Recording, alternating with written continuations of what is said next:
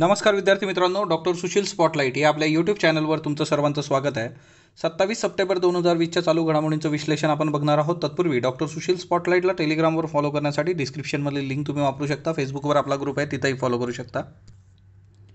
महाराष्ट्रातल्या 4 वैज्ञानिकांना शांती स्वरूप भटनागर पुरस्कार दिला गेलेला आहे. याच्यामधले जे 4 आहेत, अमोल कुलकर्णी, डॉक्टर अमोल कुलकर्णी, हे सर्व म्हणजे PhD होल्डर डॉक्टरच आहेत प्रत्येकाच्या नावासमोर. डॉक्टर सुरेंद्र दत्ता, किंशुक दासगुप्ता, UK आनंदवर्धन, तर हे सगळे जे आहेत आणि त्यातल्या त्यात डॉक्टर अमोल कुलकर्णी हे पुण्यातले आहेत.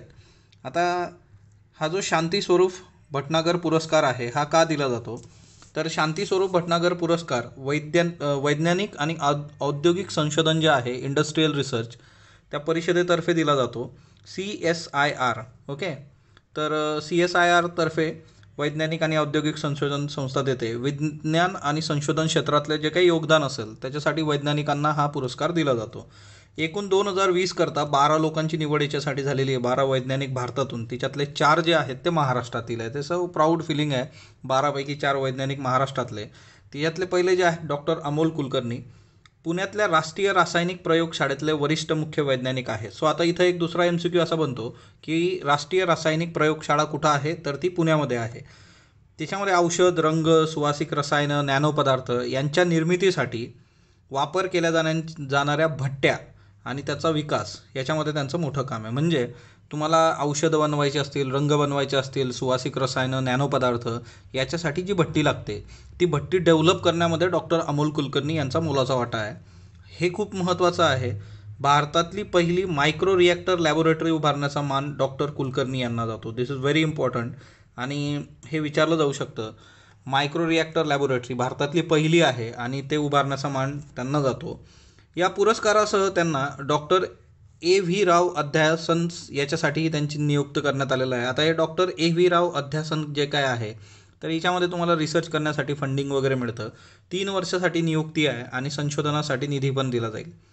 डॉक्टर सुरेंद्र दत्ता जे आहेत ते भूवैज्ञानिक आहेत, IIT मुंबईचे. त्याच्यानंतर डॉक्टर UK आनंदवर्धन जे आहेत ते गणित वैज्ञानिक आहेत, IIT मुंबई. आणि डॉक्टर किंशुक दासगुप्ता भाभा अणु संशोधन केंद्रात कार्यरत आहेत. हे 4 जे महत्त्वाचे वैज्ञानिक आहेत ते लक्षात ठेवा. त्याच्यानंतर इशरत अहलुवालिया. ओके, यांचं निधन झालेलं आहे. आता इशरत अहलुवालिया, तुम्हाला नावावरून क्लिक झाला असेल. अहलुवालिया, वय वर्ष 74, प्रसिद्ध अर्थशास्त्रज्ञ होत्या. मेंदूच्या कर्करोगाने त्यांचं निधन झालेलं आहे. या मॉन्टेक सिंह अहलुवालिया यांच्या पत्नी आहेत आणि नियोजन आयोगाचे माजी उपाध्यक्ष होते मॉन्टेक सिंह अहलुवालिया. तुम्ही इकॉनॉमीच्या पुस्तकात वाचलं असेल हे नाव, आणि हे खूप महत्त्वाचं आहे. म्हणजे शेवटचं जो काही सगळं गुंडाळलं ते नियोजन आयोग जे होतं, तर ते मॉन्टेक सिंह अहलुवालिया. आणि मॉन्टेक सिंह अहलुवालिया यांच्याबद्दल पण आपण मध्यंतरीच्या काळात न्यूज बघितली होती. आणि त्यांचा ट्रॅक रेकॉर्ड जो आहे तो पण भन्नाट आहे एकदम, म्हणजे जे काही करिअर आहे आणि त्या सगळ्या गोष्टी. आता इशरत अहलुवालिया ज्या आहेत त्या अध्यक्ष आणि संचालक होत्या आंतरराष्ट्रीय आर्थिक संबंध भारतीय संशोधन परिषद, ICRIER. त्याच्यानंतर आंतरराष्ट्रीय नाणेनिधी IMF, तिथून त्यांची कारकीर्द करिअर सुरू झालं होतं. नंतर ही लोकं भारतात आली होती आणि हीच यांच्या बाबतीतलं खूप महत्त्वाचं योगदान आहे ना, की इशरत अहलुवालिया किंवा स्वतः मॉन्टेक सिंह अहलुवालिया तर आंतरराष्ट्रीय स्तरावर खूप मोठ्या अपॉर्च्युनिटीज असताना फार करिअरच्या सुरुवातीच्या काळामध्ये तिशीमध्ये ती भारतात आलेली लोकं आहेत ती, आणि ते फार महत्त्वाचं आहे. त्या प्राध्यापक होत्या सेंटर फॉर पॉलिसी रिसर्चमध्ये, उपाध्यक्षा होत्या नियोजन मंडळ पंजाब राज्यामध्ये. त्यांची पुस्तकं तुम्हाला विचारली जाऊ शकतात आपल्याला. इंडस्ट्रियल ग्रोथ इन इंडिया, आता हे मोठं नाव आहे पण ॲक्च्युली मेन जे आहे ते हेच आहे, industrial growth in India. Stagnation since mid 16 and productivity and growth in India manufacturing, transforming our cities, postcard of change, urbanisation in India, challenges, opportunities and the way forward, याचं संपादन केलेलं आहे. आणि आता नुकतंच प्रकाशित झालेलं जे पुस्तक होतं ब्रेकिंग थ्रू, अ मेमायर बाय ईशर जज अहलुवालिया, हे आता ऑगस्ट 2020मध्येच प्रकाशित झालं होतं. ही पुस्तकं महत्त्वाची आहेत, ही तुम्ही लक्षात ठेवणं अपेक्षित आहे. त्याच्यानंतर GSTचा निधी कुठेही वळवलेला नाही, हा केंद्र सरकारने स्पष्ट केलेला आहे. परंतु कॅगनी जो ठपका ठेवला आहे की तुम्ही जो सेस आहे तो इतरत्र वळवलेला आहे GSTचा, तर हे काल पण आपण बघितलं होतं. तर तेवढं जस्ट मी तुम्हाला की केंद्र सरकारने ते मान्य केलेलं नाही आहे. आता दुसरा मुद्दा, पंतप्रधान नरेंद्र मोदी यांचं जे काही 75व्या संयुक्त राष्ट्राच्या आमसभेमध्ये भाषण झालं, तिच्यामध्ये त्यांनी काही गोष्टी फार स्पष्टपणे मांडलेल्या आहेत. हिच्यामध्ये सगळ्यात महत्त्वाची गोष्ट आहे की जगातली सर्वात मोठी लोकशाही असणारा भारत जो आहे, त्याला तुम्ही किती काळ डावलणार आहात. आम्हाला ज्या UN सिक्युरिटी काउन्सिलमध्ये एक प्रॉपर पद पाहिजे है ना, आपण स्थायी सदस्य होण्याचा मोठा दावेदार आहे भारत. तर भारताला तुम्ही किती काळ अजून डावलू शकणार, किती काळ डावलणार. आणि मग भारताचे जे काही बलस्थानं आहेत ते त्यांनी सांगितलेले आहेत. आणि एकंदरीतच संयुक्त राष्ट्राच्या निर्णय घेणाऱ्या संरचनेतून आम्हाला किती वर्षांसाठी बाहेर ठेवलं जाईल बाबा. आणि दुसरी महत्त्वाची गोष्ट आहे की एकंदरीतच या कोविड-19च्या याच्यात संयुक्त राष्ट्राच्या भूमिकेवर पण प्रश्नचिन्ह त्यांनी उभं केलं की एवढं सगळं घडतं आहे तर याच्यात संयुक्त राष्ट्र कुठं आहे. तर तीही थेट विचारणा त्यांनी केलेली आहे. आणि हा एक फार वेगळा आस्पेक्ट आहे की ज्या वेळेस तुम्ही आंतरराष्ट्रीय स्तरावर एवढ्या मोठ्या मंचावर एक सक्षमपणे समोर जातात है ना, तर हे फार महत्त्वाचं आहे. आणि एकंदरीतच आपल्याकडे बघण्याचा दृष्टिकोन पण बदलतो. तुम्ही जितके दिवस जस्ट खपत राहाल, ऐकत राहाल, तर मग ते गडबड होते. प्रत्येकाला लस देण्यासाठी भारतात जवळपास खर्च जो आहे तो 80,000 कोटीपर्यंत आहे असं सिरमच्या अदर कुणाल वाना यांनी म्हटलेलं आहे. आणि त्यांनी त्याचं ट्विट केलेलं आहे. मग एवढे पैसे हेल्थ मिनिस्ट्रीकडे आहेत का? ओके, तुम्ही आधी लस बनवा, मग बघूयात आपण है ना. तर पुढचा जो मुद्दा आहे फिल्म सिटी. आता UPमध्ये सर्वात मोठी फिल्म सिटी उभारण्याचा चंग बांधलेला आहे तिथले जे योगी आदित्यनाथ मुख्यमंत्री आहेत. ओके, तर एकंदरीतच जे काही सध्या बॉलिवूड आणि मुंबई, तर बाबा आम्ही UPमध्येच करतो. खूप चांगलं आहे, UPमध्ये करा, म्हणजे तिथं रोजगार निर्मिती होईल है ना, मायग्रंट वर्कर कमी होतील. एकंदरीतच तुम्ही पहा, UPचं असं दुर्भाग्य आहे, UPमध्ये एकंदरीत जे काही भारताचं सगळं राजकारण चालवणारं नेहरू कुटुंब आहे, गांधी आणि सगळं है ना, नंतरच्या काळात गांधीयन, तर हे सगळे त्यांचे मतदारसंघ UPत, सगळं UPत. परंतु UPची अवस्था इतकी वाईट आहे की म्हणजे हे राज्य डेव्हलप होणं आणि इथं रोजगार निर्मिती होणं फार गरजेचं आहे की अजून मोठ्या मोठ्या उभं करा काहीतरी, लोकांना जॉब पण मिळतील. त्याच्यानंतर prostitution is not a criminal offence. हायकोर्टाने हे म्हटलेलं आहे, वेश्या व्यवसाय हा गुन्हा नाही. तर एकंदरीतच 3 प्रॉस्टिट्यूशनच्या याच्यात असणाऱ्या है ना महिलांना अटक करण्यात आली होती आणि त्याच्यावर मग हायकोर्टाने हा निर्णय दिलेला आहे.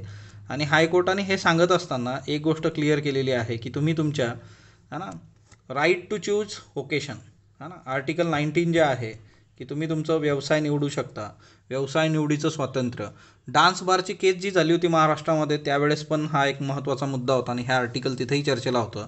तर इथं वुमन सेक्स वर्करच्या बाबतीमध्ये हा एक महत्त्वाचा निर्णय मुंबई हायकोर्टाने दिलेला आहे. So prostitution not a criminal offence, जर व्हॉलंटियर असलं तर. याचा अर्थ असा होत नाही की तुम्ही कुणालाही उचलून तिच्यामध्ये टाकाल. आणि दुसरा महत्त्वाचा यांच्यावर जी हे होते की क्रिमिनल ऑफेन्स कुठल्या कायद्याच्या अंतर्गत टाकलं होतं यांनी, इमॉरल ट्रॅफिक प्रिव्हेन्शन ॲक्ट 1956, म्हणजे जे काही तस्करी केली जाते मानवी तस्करी, तर त्यासंबंधीचा हा कायदा आहे इमॉरल ट्रॅफिक प्रिव्हेन्शन ॲक्ट 1956. तर याच्या अंतर्गत हे येणार नाही, कोर्टाने क्लिअर केलेलं आहे. त्याच्यानंतर पुढचा जो मुद्दा आहे फिशिंग स्कॅम बस्टेड. म्हणजे आता याच्यामध्ये काय होतं, बऱ्याचदा असं असतं की ऑनलाईन काही नंबर दिलेले असतात है ना, ऑनलाईन कस्टमर केअरचे नंबर आहेत. म्हणजे फॉर एक्झाम्पल आता ही DMartची केस आहे की DMartच्या बाबतीमध्ये की DMartचा कस्टमर केअर नंबर गुगलवर सर्च केला आणि तो तिथून. म्हणून एक गोष्ट लक्षात ठेवायची, आता हे फिशिंग काय असतं ते आपण बघूयात, कारण हा आपल्यासाठी MCQ आहे. बाकी हे चालू असतं की एखाद्याचं है ना मेल थ्रू त्याला है ना काहीतरी स्कीम दाखवायची आणि तिच्यामधून चुकीचे त्याचे सगळे पासवर्ड घेऊन घ्यायचे वगैरे वगैरे. OTP घेऊन हिच्यामध्ये एका महिलेची फसवणूक करण्यात आलेली आहे है ना. तर हा जो मुद्दा आहे फिशिंगचा, तर हे आपल्यासाठी फिशिंग ही कन्सेप्ट महत्त्वाची आहे. तर हे अशी फसवाफसवी बरीच चालू असते, डेबिट कार्ड, क्रेडिट कार्ड. किंवा तुम्ही जमताराची वेबसिरीज जर बघितली असेल, आता जमताराची वेबसिरीज बरीच गाजली, तर तोही महत्त्वाचा मुद्दा आहे. किंवा तुम्हाला कॉल आले असतील की तुमचं है ना कार्ड समाप्त होतं आहे, हे होतं आहे, ATM कार्डची डिटेल द्या. तर हा फिशिंग स्कॅम जो आहे, तर फिशिंग काय असतं ते बघूयात. ॲक्च्युली फिशिंगमध्ये काय असतं ना की हा एक सायबर क्राईम आहे. ओके, सर्वात बेसिक गोष्ट हिच्यामध्ये काय केलं जातं, एखाद्याला email, telephone, text message to contact करायचा आणि त्याला एखादी लेजिटिमेट इन्स्टिट्यूट आहे असं भासवायचं की आमची एखादी संस्था आहे, तिच्यातून कॉन्टॅक्ट केला आणि त्या व्यक्तीचा सेन्सिटिव्ह डाटा जो काही आहे, म्हणजे for example identification, information, credit card, bank detail, password, OTP, ह्या सगळ्या गोष्टी त्याच्याकडून घ्यायच्या आणि त्याला चुना लावायचा. That is fishing. तर हे सायबर क्राईममधली एक टर्म आहे. MCQ करता लक्षात ठेवा. फिशिंग काय असतं, एखाद्या व्यक्तीला कॉन्टॅक्ट करायचा, मग तो तुम्ही वेगवेगळ्या पद्धतीने करू शकता. त्याला भासवायचं की एक प्रॉपर संस्था आहे आणि नंतर त्याची सेन्सिटिव्ह इन्फॉर्मेशन जी आहे ती घ्यायची आणि त्याला फसवायचं. त्याच्यानंतर गरबा गुजरातमध्ये नसणार आहे यावेळेस, है ना, एकंदरीतच कोविड-19. सो आता हे का घेतलं, आता प्रत्येकाला माहीत आहे गरबा गुजरात, पण असे बाकीचेही फोक डान्सेस आहेत, तर ते तुम्ही नीट करून ठेवणं फार गरजेचं आहे. जसं महाराष्ट्र लावणी आहे, फोक आर्ट आहे, तर तसं, किंवा यक्षगान कर्नाटक आहे, तर ह्या गोष्टी तुम्हाला आर्ट अँड कल्चरच्या बुकमध्ये मिळतात. तर ते फोक आर्ट जे आहेत, किंवा स्पॉटलाईट इयर बुकमध्ये सुद्धा फोक आर्टचा एक बॉक्स टाकलेला आहे, तर तो तुम्ही बघून घ्या. गरबा जे आहे गुजरातमध्ये, है ना, तर ते यावर्षी होणार नाही आहे. तर हे एवढंच आहे की राज्य आणि त्याचे फोक डान्सेस तुम्हाला माहीत पाहिजेत. कोविड-19मुळे काही संबंधच येत नाही. बघा, क्लाउड कॉम्प्युटिंग हा दुसरा शब्द आलेला आहे. हाही खूप महत्त्वाचा आहे. सायन्स अँड टेक्नॉलॉजीमधला, याच्यावर MCQ आपल्याला विचारलं जाऊ शकतं. आता क्लाउड कॉम्प्युटिंगचा वापर कशासाठी केलेला आहे, की जे काही फ्लड सिच्युएशन आहे त्याचं रिअल टाईम मॅपिंग करण्यासाठी, की खूप प्रॉपरली एक्झॅक्ट मॅपिंग करण्यासाठी क्लाउड कॉम्प्युटिंगचा वापर करण्यात आलेला आहे. ओके, हे कुठं, केरळमध्ये. ही केरळमधली परिस्थिती बघा सध्या, हे केरळमध्ये आहे. आणि याच्यासाठी दुसरा एक महत्त्वाचा एक प्रोग्राम पण लक्षात ठेवा, कोपर्निकस प्रोग्राम. कोपर्निकस प्रोग्राम जो आहे तो युरोपियन स्पेस एजन्सीचा प्रोग्राम आहे, तर तेवढं एक लक्षात ठेवा, है ना. आणि आता याच्यामध्ये क्लाउड कॉम्प्युटिंग नावाची कन्सेप्ट काय असते बघा. क्लाउड कॉम्प्युटिंग काय असतं, क्लाउड कॉम्प्युटिंग म्हणजे काय, की delivering hosted service over the internet. हिच्यामध्ये सगळ्यात महत्त्वाचा मुद्दा जो असतो तो इंटरनेट, म्हणजे याचा जो प्राण, गाभा, सोल जे आहे ते इंटरनेट आहे. इंटरनेट थ्रू तुम्ही सर्व्हिस प्रोव्हाइड करता. मग आता याच्यात काय असतं, की पूल ऑफ शेअर रिसोर्सेस, मग नेटवर्क असेल, सर्व्हर, स्टोरेज, ॲप्लिकेशन, सर्व्हिसेस, तर त्या कन्झ्युमरला प्रोव्हाइड केल्या जातात, rather than consumer managing them her own, which is costly and time consuming. म्हणजे तुम्हाला एखाद्या गोष्टीबद्दलची एक्झॅक्ट इन्फॉर्मेशन पाहिजे, तर ती समोरचा तुम्हाला प्रॉपरली प्रोव्हाइड करतो. तुम्ही स्वतः जर ते काम करत बसला तर तुमचा खूप वेळ जाणार आहे, कॉस्टली पण राहील. तर त्याच्याकरता की जे काही नेटवर्क, सिवर, स्टोरेज, ॲप्लिकेशन, या सर्वातून तुम्हाला जी सेवा पाहिजे आणि त्या सगळ्या महत्त्वाच्या बाबी पुरवल्या जातात, that is cloud computing. Okay, आणि याचा कोर इव्होल्युशन जे काय आहे, internet is the core evolution of this technology. तर ते एक लक्षात ठेवा, क्लाउड कॉम्प्युटिंग विचारलं जाऊ शकतं. आता जे काही इंडस्ट्रियल रिलेशन कोड आहे, त्या इंडस्ट्रियल रिलेशन कोडमध्ये काही बेसिक गोष्टी लक्षात ठेवा. मी तुम्हाला सांगितलं आहे की या महिन्याचं जे IRS येईल, तर ते PRS येईल, तर ते PRS आपण डिस्कस करूयात, जेणेकरून तिच्यातले हे सगळे जे बिल पास झालेले आहेत त्याचं काय काय वैशिष्ट्य आहे ते तिथून क्लिअर होईल. आता हा जो इंडस्ट्रियल कोड आहे, याच्यात ट्रेड युनियन ॲक्ट 1926, त्याच्यानंतर industrial employment act 1946, industrial dispute act 1947, या सर्वांचा विचार केलेला आहे. त्याच्यानंतर वर्करची डेफिनेशन काय आहे, मग तो स्किल्ड असू दे, अनस्किल्ड असू दे, म्हणजे कौशल्य असो, अकुशल असो, कुशल, अकुशल, मॅन्युअल काम करतं आहे, technical, cooperation, up to 18,000 per month salary. जर त्याला 18,000पर्यंत येत असेल सॅलरी तर तो वर्कर आहे. म्हणजे तुम्ही विचार करू शकता की आजच्या डेटमध्ये की जेवढे जॉब्स आहेत अप टू 18,000, तर सगळे कुशल, अकुशल जे आहे ते वर्करमध्ये जातं याच्यानुसार. ओके, त्याच्यानंतर फिक्स टर्म एम्प्लॉयमेंट नावाची गोष्ट पण यांनी आणलेली आहे, की कॉन्ट्रॅक्ट राहील, किती दिवसांसाठी जॉब पाहिजे एखाद्या व्यक्तीला कामावर ठेवायचं आहे, आणि त्याला जे परमनंट एम्प्लॉईच्या सुविधा दिल्या जातील. पण फिक्स टर्म एम्प्लॉयमेंट नावाची कन्सेप्ट आहे, की तुम्हाला जर एखादी व्यक्ती 2 वर्षासाठी पाहिजे तर तेवढीच तुम्ही त्याला वापरा. तर त्या पद्धतीने पण हा एक महत्त्वाचा मुद्दा आहे. ओके, त्याच्यानंतर दुसरा महत्त्वाचा मुद्दा जो होता, की 2019 हे आपण बघितलं होतं की 100 एम्प्लॉईचं जे युनिट असेल त्याच्या जागी आता 300 एम्प्लॉईच्या युनिट किंवा त्याच्यापेक्षा जास्ती वाल्यांना, म्हणजे 100च्या ऐवजी जिथं जेव्हा 100 वर्कर काम करायचे, आता त्या ठिकाणी 300 वर्करच्या याला काय काय दिलेलं आहेत फॅसिलिटी, तर ते क्लासिफिकेशन करू शकता वर्करचं. त्याच्यानंतर की किती वेळ काम करायचं आहे, आवर ऑफ वर्क, ह्या सगळ्या गोष्टी, पेमेंट, हॉलिडे हे ठरवण्याचे अधिकार, एखाद्याला जर टर्मिनेशन करायचं आहे एम्प्लॉयमेंटचं, तर ते सगळे अधिकार जे दिलेले आहेत तर ते 300 किंवा त्याच्यापेक्षा जास्त वाल्यांना दिलेले आहेत. आधी ते 100 वाल्यांसाठी होतं, तर तो एक महत्त्वाचा याच्यातला मुद्दा आहे. ट्रेड युनियनच्या बाबतीमध्ये पण एक महत्त्वाची गोष्ट आहे, की ट्रेड युनियनच्या बाबतीत तुम्हाला जर स्ट्राईक करायची असेल तर आधी तुम्ही 60 दिवसाची नोटीस दिली पाहिजे, किंवा 14 दिवस नोटीस देऊन मग त्या गोष्टीवर करू शकतात. तर याचे जे प्रॉपर प्रोव्हिजन्स आहेत ते PRSमधून आपण करूयात. फॉर्म्युला 1मध्ये हॅमिल्टन हा अव्वल स्थानी आहेत. तर ॲक्च्युली बघा की जे स्पोर्ट्सच्या न्यूज विचारल्या जातात त्या खूप टिपिकल ज्या असतात त्या आपण घेत असतो, है ना. आता हिच्यामध्ये पण हे फॉर्म्युला 1चा हॅमिल्टन जे आहे ते अव्वल स्थानी आहे आणि आज त्याची एक परत रेस आहे रशिया फॉर्म्युला 1 ग्राप्री शर्यत, है ना, आज आहे. आणि जर हिच्यामध्ये तो विजेता ठरला तर तो मायकल शुमाकरच्या 91 विजेतेपदांची बरोबरी करणार आहेत. सो आजचं झाल्यानंतर उद्या ते कव्हर होईल, मग त्या ह्याच्यात आपण बघूयात गोष्टी. अकाली दल जे आहे ते भाजप-प्रणित राष्ट्रीय लोकशाही आघाडीतून बाहेर पडलेला आहे, NDA.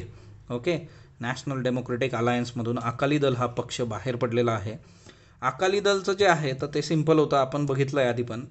3 नवीन कृषी कायदे जे आहेत ते शेतकऱ्याच्या हिताला बाधक आहे असं अकाली दलाने म्हटलं आहे आणि याच्यामध्ये कसलेही चेंजेस करायला केंद्र सरकार किंवा BJP तयार नाही आहे, त्याच्यामुळे ते बाहेर पडलेले आहेत. अकाली दल हा भाजपचा सर्वात जुना सहकारी आहे आणि हेच थोडं हे इतकं चर्चेत काय आहे, कारण अकाली दल आधीपासून BJP बरोबर आहे, ऊन असो पाऊस असो, है ना, आणि त्याच्यामुळे ते बाहेर पडणं तर हा सेटबॅक मानला जातो आहे BJPसाठी. अकाली दलाचे अध्यक्ष जे आहे सुखबीर सिंह बादल यांच्या अध्यक्षतेखाली त्यांच्या पक्षाने हा निर्णय घेतलेला आहे. आणि काही दिवसांपूर्वीच म्हणजे लास्ट वीकमध्ये मंत्री हरसिमरत कौर ज्या आहेत अकाली दलच्या, है ना, की त्यांनी मंत्रिपदाचा राजीनामासुद्धा दिलेला आहे. एकंदर बघा ह्या सर्व याच्यामध्ये कृषी विधेयक आणि अकाली दलची गोची काय ना, की पंजाबमध्ये जो सगळा या कृषी विधेयकांना कृषी कायद्यांना विरोध होतो आहे तर तिच्यामध्ये काँग्रेस अग्रस्थानी होतं. जर अकाली दल BJP बरोबर मूग गिळून राहिलं असतं तर कदाचित उद्या अकाली दलाच्या अस्तित्वावर प्रश्नचिन्ह पंजाबमध्ये उभं राहिलं असतं. दॅट्स वाय अकाली दलला हे करावं लागलं आहे, म्हणजे ती काळाची डिमांड होती. मिशन लँटना. आता लँटना एक इन्व्हिजिव्ह स्पेसिस आहे, सज्जनगड अभयारण्य राजस्थानमध्ये आढळते. लँटना जी आहे की इन्व्हिजिव्ह स्पेसिस. आता इन्व्हिजिव्ह स्पेसिस काय आहे ते पण बघूयात, पण त्याच्या आधी काय आहे ना, हे सज्जनगड अभयारण्य राजस्थान लक्षात ठेवा, तिथं हे मोठ्या प्रमाणावर ही वनस्पती आहे आणि ती काढून टाकली जाते, तर त्यालाच मिशन लँटना असं म्हटलं गेलेलं. काढून टाकायची. तर इन्व्हिजिव्ह स्पेसिस म्हणजे काय, आक्रमक प्रजाती. एकतर या प्रजाती बाहेरून एखाद्या प्रदेशात आणल्या जातात, त्या नॉन नेटिव्ह असतात, म्हणजे त्या तिथल्या नसतात, बाहेरून तिथं आयदर त्या एखाद्या प्रदेशात येतात ते किंवा त्यांचा प्रसार केला जातो तिथं. बाहेरून एखाद्या प्रदेशामध्ये ज्यावेळेस त्या स्थिर स्थावर होतात त्यावेळेस त्या तिथल्या जीवसृष्टी वा एकंदर पर्यावरणावर नकारात्मक परिणाम करतात. त्यांचा जो इम्पॅक्ट असतो तिथं इकोलॉजीवर तिथल्या, तो इम्पॅक्ट निगेटिव्ह असतो आणि त्याच्यामुळे त्यांना इन्व्हिजिव्ह स्पेसिस असं म्हटलं जातं. म्हणजे याचं दुसरं एक्झाम्पल बघायचं झालं तर सेना स्पेक्टॅबिलिस आहे बघा. तर निलगिरीमध्ये ही आक्रमक प्रजाती आढळली जाते, निलगिरीच्या जंगलात सेना स्पेक्टॅबिलिस. ओके, तर हे एक लक्षात ठेवा. त्याच्यानंतर राजस्थान जे आहे त्यांनी पर्यटनाचं नवीन धोरण आणलेलं आहे. ग्रामीण पर्यटनावर राजस्थान भर देणार आहे. एकंदरच कोविड-19च्या काळामध्ये ग्रामीण भागात पर्यटन आणलं तर तिथून मग इकॉनॉमी आणि त्या सगळ्या गोष्टींसाठी परत एकदा नवीन उभारी घेता येईल असं त्यांना वाटतं. 27 सप्टेंबर जो आहे तर तो जागतिक पर्यटन दिवस असतो. म्हणजे आज जागतिक पर्यटन दिवस आहे. याची 2020ची संकल्पना पर्यटन व ग्रामीण विकास अशी आहे. जागतिक पर्यटन दिवसाची संकल्पना समोर ठेवून राजस्थान सरकारने मग हे ग्रामीण पर्यटनावर भर देण्याचं नवीन धोरण आखलेलं आहे आणि राजस्थान पर्यटन विभाग जे आहे ते ग्रामीण पर्यटनावर भर देणार इथून पुढं. त्याच्यानंतर कालचे प्रश्न बघा की क्रायोमियन कांगो आजाराबद्दल बिनचूक विधान निवडा. जनावरांमध्ये आढळणारा विषाणूजन्य आजार आहे हा, बरोबर आहे. जनावरांमधून माणसांमध्ये शिरकाव होत नाही, हे चुकीचं आहे, होतो. झोनॅटिक डिसीज आहे, मी तुम्हाला सांगितलं होतं, ॲनिमल टू ह्युमन. 2020मध्ये संपूर्ण भारतात प्रादुर्भाव झाला होता. तर ऑब्व्हियसली 2020मध्ये संपूर्ण भारतात याचा प्रादुर्भाव झाला, हे चुकीचं आहे. फक्त हे आता गुजरातचे 2 जिल्हे आहेत आणि तिथून हा महाराष्ट्रात येऊ शकतो असा मुद्दा आहे. सो बरोबर. हलम समुदाय जो आहे तो त्रिपुरा है ना, रियाम असं म्हटलं जातं त्याला. त्याच्यानंतर लोक अदालत गांधीजींच्या तत्वांवर आधारित आहे, बरोबर. लोक अदालतीचा निर्णय बंधनकारक नसतो, तर तो बंधनकारक असतो. तुम्हाला जाता येत नाही परत कोर्टामध्ये, तर अयोग्य. अणुऊर्जेवर चालणारी भारताची पहिली पाणबुडी INS अरिहंत. 17 सप्टेंबर हा जागतिक रुग्ण सुरक्षा दिवस संयुक्त राष्ट्रातर्फे नाही, WHO तर्फे आहे. आणि जागतिक रुग्ण सुरक्षा दिवसाचे 2020चे सूत्र जे आहे की आरोग्य कर्मचाऱ्यांची सुरक्षा हीच रुग्णासाठीची सुरक्षा, तर ब योग्य आहे. आजचे प्रश्न घ्या. Role of housewife is most challenging.